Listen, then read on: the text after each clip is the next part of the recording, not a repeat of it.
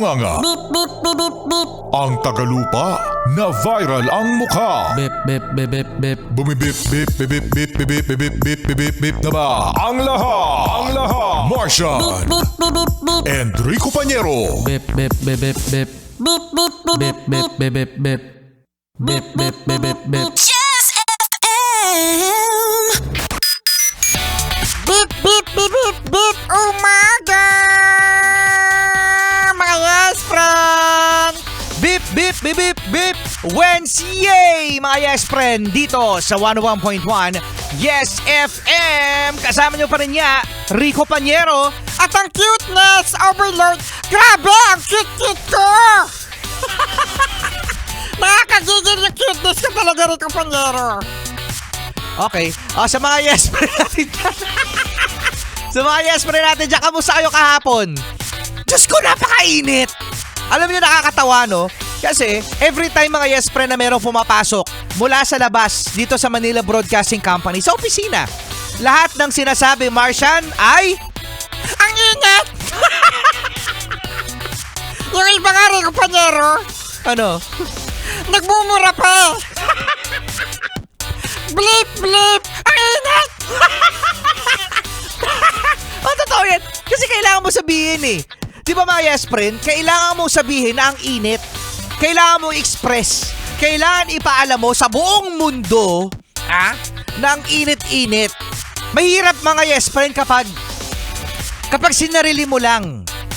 Na iniisip mo na ang init-init. Sa sarili mo lang yun pero iba talaga mga yes friend kapag sinabi mong Ang init! Grabe, ang init! Ang init-init talaga, Rico Pañero. Ayoko na dito sa Pilipinas. Ay, wala sa Pilipinas. Grabe. Again, mga yes friend, tayo ay naghihintay pa rin ng konting ulan. Konting ulan lang, mga yes friend. Ano bang gagawin para umulan? Kasi di ba, para hindi umulan, nag-aalay ng itlog. Tapos nagdo-drawing yung mga bata, di ba, ng araw, yung sa kalsada. O nga, no? Cloud seeding. Pero meron bang ritual na pwedeng umulan? Ano kaya, no, Martian, no? So, itlog ang inaalay para hindi umulan. Alam ko na, Rico Pañero, kung ano ang gagawin niya alay. Ano? Kung itlog para hindi umulan, para umulan, alayan natin ng hotdog. Dapat jumbo hotdog Nag-alay ng hotdog. Ewan ko sa'yo. Taka-cellphone nyo kasi yan eh. Mag-hoy na lang tayo. Hoy! Kay Johan Greco na nakatutok ngayon. Tsaka si Joxan Marie Di Fuentes. Ayan, happy listening. Tsaka kay Larry. Oy, Larry Almares sa Lagubang. Hello po sa inyong lahat at hoy sa mga yes pa rin na nakatutok sa Yes FM. Kasama nyo pa rin, Rico Pañero. At ang cuteness overload, Martian.